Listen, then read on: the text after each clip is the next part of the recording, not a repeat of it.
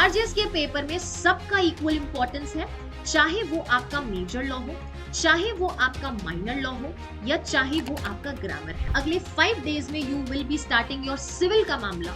Civil जब शुरू करेंगे दैट मींस माइनर में भी अब हमारा सिविल शुरू हो जाना चाहिए। राजस्थान रेंट कंट्रोल में स्पेसिफिकली डेट्स का मामला अच्छे से ध्यान रखना है, कहां पे वो पर्टिकुलर पिटीशन फाइल कर सकते हैं, उसकी प्रोसीजर का दे रखिए, उस पॉइंट ऑफ व्यू से बहुत अच्छे से राजस्थान रेंट कंट्रोल पढ़ना है। तो अब 4 दिन जेजे एक्ट को देंगे, जहां पे साथ में आप क्या करेंगे, हिंदी में वृत्ति, पक्ष, वाच्य, वॉइस पढ़ना है आपको, मूड्स पढ़ना है, वाक्य रचना कैसे होती है। पंजाब हरियाणा जरूर पेपर देख के जाओ, अच्छे लेवल के पेपर्स और इनके पेपर जरूर देख के जाओ। मेक श्योर करना है अदर स्टेट पीवाईक्यूज में एटलीस्ट 5 पेपर्स अ डे आप करके जाएं। सीआरपीसी 2 दिन में एटलीस्ट 2000 आपको क्वेश्चन सॉल्व करने, साथ में पॉश और पॉक्सो का एक दिन में। Hello everyone, I am Shivani Solanki and I welcome you all to the PW judiciary वाला यूट्यूब चैनल, जहां पे आरजीएस 2024 के रिगार्डिंग एक प्लानर डिस्कस करेंगे। बहुत टाइम से स्टूडेंट्स की रिक्वेस्ट आ रही थी, चाहे वो हमारे न्याय जुडिशरी 1.0 का बैच हो या 2.0 का बैच हो। स्टूडेंट्स की उससे पहले रिक्वेस्ट आ चुकी है कि मैम एक प्लानर बता दो कि किस सीक्वेंस में हमें चलना चाहिए, क्योंकि अभी भी हमें लग रहा है कि एग्जाम तो है 16 जून को हो सकता है, या हो सकता है टेंटेटिव डेट हफ्ते भर आगे जो है शिफ्ट हो जाए, बट क्या कोई ऐसा स्केड्यूल हो सकता है जिससे हम ये इंश्योर करें कि नेक्स्ट 45 डेज में हम अपनी तैयारी इस तरीके से एग्जॉस्टिव वे में कर ले कि हमारा अच्छे से रिविजन हो जाए, हमारा माइनर लॉ अच्छे से हो जाए, हमारा इंग्लिश अच्छे से हो जाए, हमारा हिंदी अच्छे से हो जाए, पीवाईक्यूज हो जाए एंड एडिशनल क्वेश्चंस भी प्रैक्टिस हो जाए। बात करें अगर आरजीएस 2024 के स्ट्रैटेजी की, तो सही बताएं तो ये जो 45 डेज में अगर कोई स्टूडेंट पूछे कि मैम एग्जाम क्लियर हो जाएगा क्या, it depends. It depends if you have been a consistent performer from last 16 to 12 months. तो last 2 months या 45 days are more than enough for you for revision and practice. But अगर कोई student अभी scratch से start कर रहा है तो it is next to impossible. झूठा सपना दिखाना या झूठी सांत्वना देना या झूठा प्लानर रखना इस प्लेटफॉर्म का या मेरा कभी भी ऑब्जेक्टिव नहीं रहेगा। कि आपने कभी अच्छे से जुडिशरी पॉइंट ऑफ व्यू से पढ़ाई नहीं, 45 दिन में हो जाएगा, नहीं होगा। क्योंकि बहुत सारे ऐसे मेजर लॉज है, सीपीसी है, कॉन्स्टिट्यूशन है, आईपीसी है, इंडियन एविडेंस एक्ट है, कॉन्सेप्चुअल क्लैरिटी, फिर चीजों को समझना, कनेक्ट करना, फिर पीवाईक्यूज एनालाइज करना, तो उस केस में मुश्किल हो सकता है। तो ये प्लानर मैं बहुत क्लियर शब्दों में बोल रही हूँ उन स्टूडेंट्स के लिए जो 6 to 12 मंथ्स अच्छे से तैयारी कर चुके हैं, 4-5 मंथ से भी अच्छे से तैयारी कर रहे हैं, एक बार उन्होंने 1-2 बार अच्छे से मेजर लॉज माइनर लॉज को गो थ्रू कर रखा है, तो ये रैपिड रिविजन के पॉइंट ऑफ व्यू से 45 डेज की एक स्ट्रैटेजी रह सकती है आपके लिए। This is also subject to your convenience, your comfort zone and your priorities. जरूरी नहीं कि ये पर्टिकुलर स्ट्रैटेजी हर स्टूडेंट पे अप्लाई हो, पर जिन स्टूडेंट्स को ये प्लानर चाहिए उनके लिए ये तरीका हो सकता है कि आप पूरे दिन में से कम 12 घंटे निकाले ही निकाले। अब आपको 12 आवर्स की स्टडी करना ही पड़ेगा ये लास्ट 45 डेज के अंदर अंदर, या मैं कहूं तो 2 महीने, क्योंकि हो सकता है कि आरजीएस का एग्जाम आगे हफ्ते भर के लिए पोस्टपोन हो जाए, क्योंकि उस दिन यूपीएससी प्रीलिम्स का पेपर है, नेट का पेपर है, काफी सारे जितने भी पेपर्स हैं उनको देखते हुए। Now it will depend, but आप इसी तरीके से तैयारी करेंगे कि आपके पास 45 डेज है। आरजीएस के पेपर में सबका इक्वल इंपॉर्टेंस है, चाहे वो आपका मेजर लॉ हो, चाहे वो आपका माइनर लॉ हो, या चाहे वो आपका ग्रामर है। अगर कोई भी स्टूडेंट सिर्फ मेजर और माइनर करके जाता है और ग्रामर को सोचता है कि आखिरी 10 दिन में कर लूंगा, या ग्रामर क्योंकि मैं इंग्लिश मीडियम का तो हूं तो मैं कर ही लूंगा, या क्योंकि मैं हिंदी मीडियम की हूं या का हूं तो मैं हिंदी तो कर ही लूंगी, तो बहुत बड़ी गलतफहमी है। क्योंकि एग्जाम में इस तरीके से क्वेश्चन आता है कि आपका दिमाग घूमेगा ही घूमेगा, and also because you are in that particular examination hall, तो वहां पे आपका जो मेंटल एलिमेंट है वो बहुत अलग तरीके से गवर्न होता है। तो सबको इक्वल वेटेज देना है। मेजर लॉ भले ही आपके 7 या 8 होंगे, उसमें से मिला के मैक्स 30-35 क्वेश्चंस आ जाएंगे, but what about 35 other 35 questions minor law से आएगा। Minor laws are very scoring provided that you have given full time to minor law and you have been constantly revising those minor laws। क्योंकि minor laws से सवाल बहुत तरीके के बन सकते हैं, बट स्कोप छोटा होता है ना, कि उस सेक्शन से क्या ही बाहर निकल जाओगे। Indecent representation of women prohibition act है, तो आप वो 10 सेक्शन के बाहर कितना ही निकल जाओगे, यस और नो। तो उस पॉइंट ऑफ व्यू से मैंने आपका टाइम टेबल इस तरीके का बनाया है कि रोज एक मेजर लॉ करेंगे, एक माइनर लॉ करेंगे और ग्रामर को भी पढ़ेंगे। तो रोज आप एटलीस्ट 45 डेज का प्लानर है, जिसमें से आपको 30 डेज तो पढ़ना ही पढ़ना है, एंड लास्ट के जो 15 डेज होंगे उसमें आपका सुपर फास्ट रिविजन होगा, एक बूस्टर रिविजन होगा। 5-5 दिन आप मेजर लॉस को देंगे। जैसे फर्स्ट 5 डेज आप 4 से 5 घंटे, ये डिपेंड करता है, आप 4 घंटे अफोर्ड कर सकते हैं, 5 घंटे अफोर्ड कर सकते हैं, आपको 6 घंटे लगेगा एक मेजर लॉ को रिवाइज करने में। तो फर्स्ट 5 डेज आप सीपीसी को, फर्स्ट 5 डेज सॉरी सीआरपीसी को आप पढ़ेंगे 4 to 5 आवर्स। जब सीआरपीसी पढ़ रहे हैं तो मेरा मत आपके साइड ये रहेगा कि आप माइनर लॉ में भी क्रिमिनल लॉ उठाएं। क्रिमिनल लॉ इससे कि आप कनेक्ट कर पाएंगे कुछ सेक्शंस को, वरना एक सिविल एक क्रिमिनल भी अगर आपको करना है आप ये भी कर सकते हो, अगर आपको बोरियत लग रही है सिर्फ और सिर्फ पूरे दिन क्रिमिनल पढ़ने में तो आप ये चीज भी कर सकते हैं।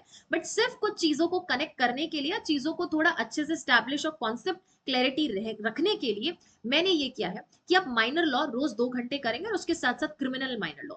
सीआरपीसी फर्स्ट डे तो उसके साथ आप indecent representation of women prohibition act उसी दिन, सिर्फ 10 सेक्शन है उसमें बेटा, 2 घंटे भी नहीं, 1 our is more than enough. फिर नेक्स्ट डे को आप प्रोबेशन ऑफ ऑफेंडर्स एक्ट करेंगे जो आराम से आपका 2 से 2.5 घंटा ले सकता है क्योंकि आपके सेक्शन भी 19 है उसमें। ओके, पॉक्सो आपको 3 दिन में खत्म कर देना है। दैट मींस जब तक आप सीआरपीसी फिनिश करेंगे आपके 4 सब्जेक्ट्स डन हो चुके होंगे। और उसके साथ साथ आप हिंदी शुरू करेंगे जहां 2 घंटे ये मिनिमम ड्यूरेशन है। Please note down students, this is the minimum duration that you have to give. अगर संधि कभी पढ़ी नहीं है तो हो सकता है पहले दिन में आपको 4 घंटे लग जाए संधि पढ़ने में, क्योंकि आप स्वर संधि करेंगे, व्यंजन संधि कर देंगे, विसर्ग संधि करेंगे, स्वर संधि में भी आगे आपको जाके 5 संधि करनी है। कब पढ़ेंगे ये सारे 5 संधि, और उसमें भी उसके अपवाद भी पढ़ने हैं, समास पढ़ेंगे, समास के भी सारे प्रकार आपको पढ़ने पड़ेंगे, उपसर्ग, प्रत्यय, तद्भव, तत्सम और तद्भव, तत्सम, तद्भव, देशज, विदेशी शब्द, ये सब याद करने में समय लगता है। तो ये मिनिमम ड्यूरेशन है जो आपको निकालना ही निकालना पड़ेगा। उसके आगे जितनी आपकी क्षमता है कि मैम 6 घंटे नींद लेके बाकी के 6 घंटे और निकाल सकता हूं, तो that is great. Next 5 days you have to go with your IPC. IPC, अब मैं आपको चैप्टर बताऊं, इससे अच्छा आप 100 सेक्शंस का बंच ले सकते हैं। और ध्यान रखना जब आप आईपीसी पढ़ रहे हो, जैसे चैप्टर 10, चैप्टर 11, पूरा के पूरा आपको सेक्शंस वगैरह या मैं कहूं पनिशमेंट में नहीं चले जाना है। टाइटल याद रखें और इंपॉर्टेंट सेक्शन याद रखें, दैट्स इट। आईपीसी जब आप पढ़ रहे हैं बेटा तो आप उसके साथ 2 दिन में पॉश एक्ट कवर करेंगे, या 3 दिन भी ले सकते हैं, क्योंकि पॉश एक्ट की जब आप बात करते हो तो उसमें थोड़ी टेक्निकलिटीज है, थोड़ी आपकी अथॉरिटीज के नाम है, उस वजह से ये थोड़ा जो एक्ट है आपको समय लग सकता है। तो आप 2 दिन उसके साथ पॉश करेंगे और 3 दिन में आप डीवी एक्ट फिनिश करेंगे। कोई जरूरी नहीं, अगर आप 1 दिन में फिनिश कर सकते हो 1 दिन में करो, बचे हुए टाइम पे आप बाकी के पीवाईक्यूज उठा के देखो, एमसीक्यू बुक्स को उठा के देखो, क्योंकि हर सब्जेक्ट का, मैं मेजर लॉ का बोल रही हूँ, हर मेजर लॉ का 2 से 2,500 क्वेश्चन करना ही करना है। मिनिमम 1,000 कर लो, मैक्स 2 से 2,500 आप क्वेश्चंस करके जाए। वो पीवाईक्यूज के फॉर्म में हो सकता है, वो एडिशनल एमसीक्यूज के फॉर्मेट में हो सकता है। और इसके साथ साथ आप पढ़ेंगे, आप हिंदी में संज्ञा पढ़ेंगे। संज्ञा के आपके जितने भी आगे प्रकार हैं, व्यक्तिवाचक संज्ञा, आपके जातिवाचक संज्ञा, भाववाचक संज्ञा, ये पढ़ना है। सर्वनाम पढ़ना है, विशेषण पढ़ेंगे, क्रिया पढ़ेंगे और अव्यय पढ़ेंगे। उसके बाद अगले 5 डेज में you will be starting your civil का मामला। सिविल जब शुरू करेंगे दैट मींस माइनर में भी अब हमारा सिविल शुरू हो जाना चाहिए। CPC 5 days, that means first 2 days सिर्फ और सिर्फ सेक्शन, एंड लास्ट 3 डेज में जो इंपॉर्टेंट 30 ऑर्डर्स हैं, 51 ऑर्डर्स में से सिर्फ 30 इंपॉर्टेंट ऑर्डर्स है, वो कवर करते हुए आपको चलना है। और जब आप सीपीसी फर्स्ट डे करें तो एनआई एक्ट चैप्टर नंबर 17 सिर्फ आपके पास कुछ चुनिंदा सेक्शंस है वो कंप्लीट करना है 1 दिन में। लिमिटेशन एक्ट 2 दिन लगेगा क्योंकि इसमें आपका स्केड्यूल भी है, स्केड्यूल भी, और आपको सारे सेक्शंस भी पढ़ने, 32 सेक्शंस। राजस्थान रेंट कंट्रोल मुझे लगता है कि 2 दिन शायद कम हो सकता है अगर आप उस टेक्निकलिटी से डर रहे हैं तो, otherwise 3 days are more than enough for your Rajasthan rent control. Rajasthan rent control में स्पेसिफिकली डेट्स का मामला अच्छे से ध्यान रखना है, कहां पे वो पर्टिकुलर पेटिशन फाइल कर सकते हैं, उसकी प्रोसीजर का दे रखिए, उस पॉइंट ऑफ व्यू से बहुत अच्छे से राजस्थान रेंट कंट्रोल पढ़ना है। और इसके साथ साथ हिंदी में पर्यायवाची, पर्यायवाची हालांकि 1 दिन में हो नहीं सकता है, आपको कम से कम 2-3 दिन बैठना पड़ेगा उसके लिए, तो आप 2-2 घंटे का स्लैब और निकाले किसी ना किसी सब्जेक्ट के साथ। जैसे संज्ञा में आपको 2 घंटे लगने भी नहीं है, 30 मिनट्स में संज्ञा हो सकती है, सर्वनाम 30 मिनट्स में हो सकता है, तो उसके साथ साथ रोज पर्यायवाची 200-250 ऐसे रोज रोज थोड़ा थोड़ा पर्यायवाची करें। हिंदी में विलोम शब्द आते हैं, बहुत अच्छे से आते हैं, शब्द युगम जो कि आपको चक्कर खा के गिरने पे मजबूर कर देगा एग्जाम में। हिंदी में लिंग वचन पुरुष अच्छे से पढ़ के जाना है। देन हिंदी में जो काल और विराम चिन्ह में ज्यादातर स्टूडेंट्स को प्रॉब्लम नहीं होती है, काल का जरूर ध्यान रखना है आपको, टेंसेस का जरूर ध्यान रखना है। टेंसेस हिंदी में फिर भी इजी होते हैं, इंग्लिश में थोड़े मुश्किल हो जाते हैं आपके लिए। चलेंगे अगले 15 डेज के स्लैब के लिए, तो नेक्स्ट 5 डेज आपको कॉन्स्टिट्यूशन अच्छे से पढ़ना है। कॉन्स्टिट्यूशन जब आप पढ़ रहे हैं तो आप साथ में क्रिमिनल लॉ ले सकते हैं, माइनर क्रिमिनल लॉ या फिर सिविल लॉ भी ले सकते हैं। तो अब हमारे स्केड्यूल के अकॉर्डिंग आपको इंटरप्रिटेशन ऑफ स्टैट्यूट एक दिन में ही फिनिश कर लेना है। इंटरप्रिटेशन ऑफ स्टैट्यूट जब आप पढ़ेंगे तो you have to make sure जिस तरीके से आपने जेलों में पढ़ा था उस पॉइंट ऑफ व्यू से पढ़ सकते हैं। फिर next 4 days JJ act, yes आराम से आपको 112 सेक्शंस को पढ़ने में 4 दिन लगेंगे। दिखते हैं 112 मैम, अगर हम 25-25 सेक्शन पढ़ेंगे तो भी तो हो ही सकता है 30-30 सेक्शन, हाँ 30-30 सेक्शन से भी हो जाएगा, लेकिन उन सेक्शंस में चीजें बहुत सारी दे रखी हैं, तो वो एलिमेंट्स या इतने सारी फैक्चुअल चीजों को माइंड में स्टैब्लिश करने में चीजों में समय लगता है। तो अब 4 दिन जेजे एक्ट को देंगे, जहां पे साथ में आप क्या करेंगे, हिंदी में वृत्ति, पक्ष, वाच्य, वॉइस पढ़ना है आपको, मूड्स पढ़ना है, वाक्य रचना कैसे होती है आपके वाक्य रचना में आपको ये देखना है कि आपका वो सरल वाक्य है, मिश्रित वाक्य है, या आपका संयुक्त वाक्य है, ये सारी चीजें। वाक्य शुद्धि एंड इसके साथ शब्द शुद्धि भी। हमें इंग्लिश में जो फ्लुएंट है उनको हिंदी में बहुत प्रॉब्लम होगी कोई ना कोई वर्ड लिखने में, तो मात्राओं वगैरह का ध्यान देना है, वाक्य की जो पर्टिकुलर स्टेटमेंट है वो सही है कि नहीं है, मुहावरे लोकोक्तियां अच्छे खासे सवाल आते, ये भी पढ़ते जाए साथ साथ में। Then we will move on to your other laws, जो कि है तो मेजर बट फिर भी मेरे हिसाब से वो थोड़े माइनर में आ जाते हैं, और अब थोड़ा मुद्दा चेंज करने के लिए आप इंडियन कॉन्ट्रैक्ट एक्ट उठा सकते हैं और उसके साथ एसआरए पढ़ें, क्योंकि साइमल्टेनियस पढ़ेंगे तो चीजें थोड़ी इजी रह जाएगी। और अब आपके लिए अगले 10 दिन सिर्फ और सिर्फ इंग्लिश होना चाहिए, जहां इंग्लिश के आर्टिकल्स एंड डिटर्मिनर्स रूल्स ध्यान रखना है, कौन सा आर्टिकल कहां लगेगा कहां नहीं लगेगा, और इसके साथ एक्सेप्शंस भी ध्यान रखने हैं। Then moving on to active and passive voice, देखो बेटा determiners, articles, active passive and direct indirect, ये बहुत फेवरेट है आरजेएस का। टेंसेस थोड़ा कम फेवरेट है बट ठीक है। ईडियम्स एंड फ्रेजल वर्ब्स बहुत इंपॉर्टेंट है, ये फेवरेट है आरजेएस का, जेलो में भी फेवरेट था, यहाँ पे भी फेवरेट है। देन आप टीपीए 3 दिन ले सकते हैं, 50-50 सेक्शंस का बंच उठा सकते हैं, 40-40 सेक्शंस का आराम से बंच उठा सकते हैं। जनरल आपको जो टाइम लगेगा वो उसके जनरल प्रिंसिपल्स या मैं कहूं तो जनरल प्रोविजंस है 53A तक, वहां तक समय लग सकता है। जैसे ये खत्म होता है अब आपके पास, क्योंकि माइनर लॉ में कुछ नहीं है, तो 2 दिन में आरजेएस की पीवाईक्यूज निपटाना है। दैट मींस ईच डे 2 से 3 पीवाईक्यू उठाना, क्योंकि मुझे लगता है कि आपके पास 5 या 6 से ज्यादा पीवाईक्यूज अवेलेबल नहीं होगा। 2011 से पीवाईक्यू उठा लेना, क्योंकि उसमें भी कुछ ऐसे सब्जेक्ट्स हैं जो कि अब है ही नहीं, तो वो सारे एमसीक्यूज आपके रिमूव हो जाएंगे। तो आरजेएस के पीवाईक्यूज 2 दिन, अगर एक ही दिन में सारे पीवाईक्यू कर सकते हो तो दूसरे दिन वापस से रिवाइज करो, क्योंकि पीवाईक्यू को कम से कम 2-3 बार नजरों से निकालना है, क्योंकि वो क्वेश्चंस बहुत रिपीट होते हैं। देन अदर स्टेट पीवाईक्यूज के लिए हमने दिए हैं 6 डेज, कितने डेज दिए हैं 6 डेज, और इसके साथ साथ आप 5 दिन में इंडियन एविडेंस एक्ट को भी रैपअप करेंगे। भले 167 सेक्शंस ही हैं, लेकिन बहुत सारी ऐसी चीजें हैं, अगर आपको लगता है कि मैम 2 दिन में इंडियन एविडेंस हो जाएगा, तो बेटा इलस्ट्रेशन कौन करेगा, इलस्ट्रेशन करने हैं ना, कितने सारे इलस्ट्रेशन है, सेक्शन नंबर 91 92 आप इलस्ट्रेशन देखो उनके, आप कॉन्ट्रैक्ट एक्ट का सेक्शन नंबर 75 73 के इलस्ट्रेशन देखो, बेटा इतने सारे इलस्ट्रेशन है कि आपको इलस्ट्रेशन भी सेक्शन की तरह याद रखने पड़ेंगे, कहाँ रेलेवेंट है कहाँ इररेलेवेंट है, कौन से सेक्शन के तहत रेलेवेंट है। तो सेक्शंस स्पेसिफिकली जितने आपके इंडियन एविडेंस एक्ट में इंपॉर्टेंट है उतने के उतने इलस्ट्रेशन इंपॉर्टेंट है। अदर स्टेट पीवाईक्यूज मैं कहूंगी कि स्टेट वाइज चलना, जैसे एक दिन आपने सारे एमपी के देखे, एक दिन आपने सारे यूपी के देखे, एक दिन आपने बिहार के देखे, एक दिन आपने सारे दिल्ली के देखे हैं, और आपके पास कौन सा बच जाता है, छत्तीसगढ़ और झारखंड का देख लो। गुजरात का बिल्कुल देखना चाहिए, गुजरात का क्यों देखना, माइनर लॉ के पॉइंट ऑफ व्यू से बहुत इंपॉर्टेंट है। आप साथ ही साथ जितने भी हिंदी स्पीकिंग स्टेट्स हैं, और जो जो सिलेबस आपके दूसरे स्टेट्स में आ रहा है, अगर उत्तराखंड वाले में आ रहा है तो वहां का देखो। आपका पंजाब हरियाणा जरूर पेपर देख के जाओ, अच्छे लेवल के पेपर्स हो, इनके पेपर जरूर देख के जाओ। मेक श्योर करना है अदर स्टेट पीवाईक्यूज में एटलीस्ट 5 पेपर्स अ डे आप करके जाएं, 5 पेपर्स ईच डे में निकालें। 5 पेपर्स भी अगर मैं एवरेज निकालूं सारे स्टेट्स को मिला के, तो कम से कम 500 से 700 क्वेश्चन होंगे ही होंगे।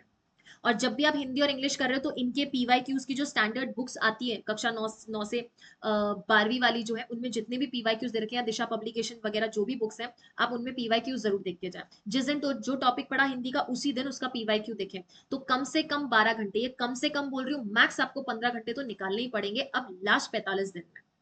इंग्लिश में आप जब डायरेक्ट इनडायरेक्ट और कोऑर्डिनेट एंड सबऑर्डिनेट्स फिनिश कर लेंगे, फिर टेंसेस को बढ़िया समय देना है। इडियम्स एंड फ्रेजेस, एंटोनिम्स और सिनोनिम्स ऐसा है कि जो एक दिन में फिनिश नहीं हो सकता है, ना ही आपके पर्यायवाची और विलोम जैसे हिंदी में हो सकता है, वैसे इंग्लिश में भी पॉसिबल नहीं है। तो डेली बेसिस पे आप एंटोनिम और सिनोनिम अगर करते हैं तो बढ़िया, वरना एटलीस्ट 4 दिन आप एंटोनिम्स और सिनोनिम्स जरूर करें। Moving on to last 15 days का स्ट्रैटेजी बचता है, जिसमें अब आप एमसीक्यू पर आएंगे। ये एमसीक्यू पीवाईक्यू भी हो सकते हैं किसी भी स्टेट का, या फिर आपकी जो यूनिवर्सल वगैरह की बुक्स आती हैं, अगर कोई कहता है ना कि तुम ये बुक्स मत लो वो बुक्स मत लो, तो उनको बोलो कि भैया आपने क्या ये बुक्स नहीं पढ़ी है, या जो टॉपर्स ने एग्जाम क्लियर किया क्या उन्होंने ये बुक्स नहीं पढ़ी है, क्या ये बुक्स उनके लिए नहीं है, या फिर उनके जैसे हमारे जैसे टीचर्स ये बुक्स नहीं बनाते। बेटा ये जजेस बुक्स बना रहे हैं, आप उनको जाके देखो, अच्छी बुक्स हैं, क्वेश्चंस आते हैं वहां से, कैसे नहीं आते क्वेश्चन, क्वेश्चन प्रैक्टिस करना है ना।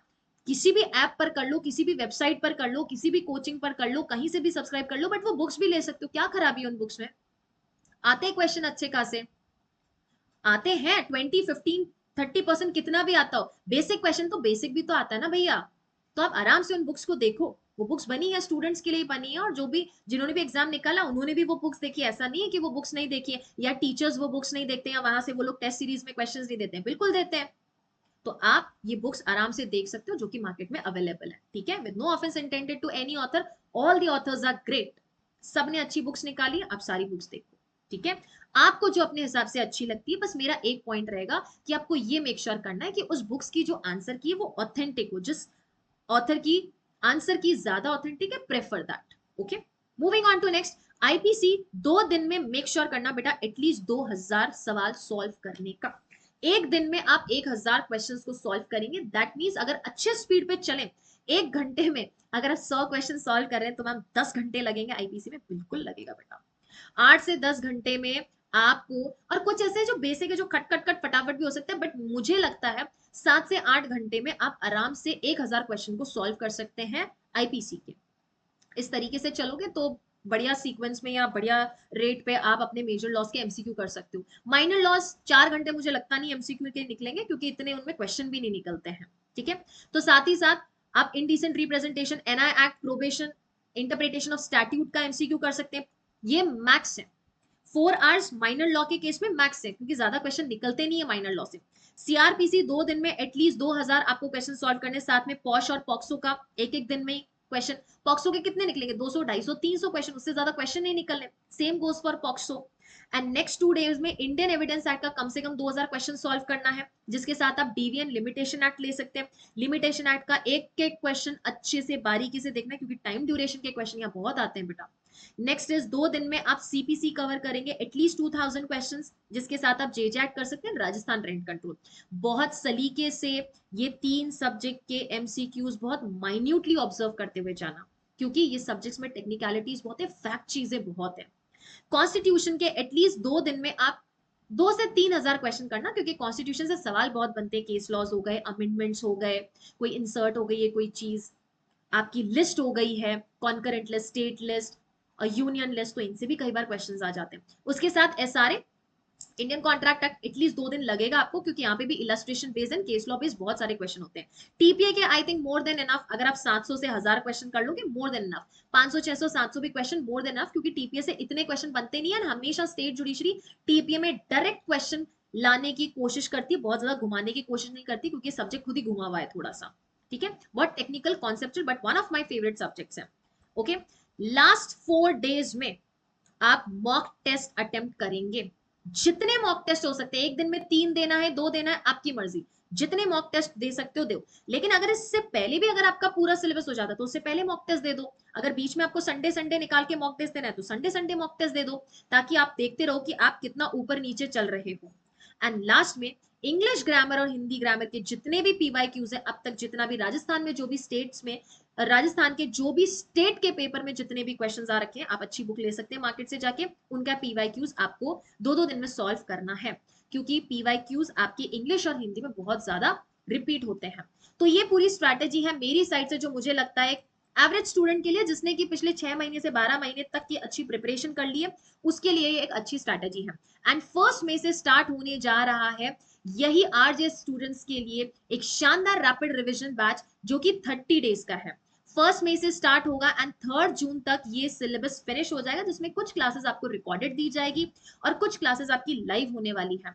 And this particular batch is not only for pre but it is for mains also, क्योंकि इसमें आपको जजमेंट राइटिंग भी करवाई जाएगी, चार्ज फ्रेमिंग भी करवाया जाएगा, इशू फ्रेमिंग भी होगा, आपका इसमें ऐसे राइटिंग भी करवाया जाएगा आपको, और डेली बेसिस पे डीपीपीज दी जाएगी, मॉक टेस्ट दिए जाएंगे। सारी चीजें न्याय 2.0 राजस्थान जुडिशरी बैच में आपको मिलने वाली है, जिसमें से न्याय जुडिशरी 1.0 ऑलरेडी चल रहा है।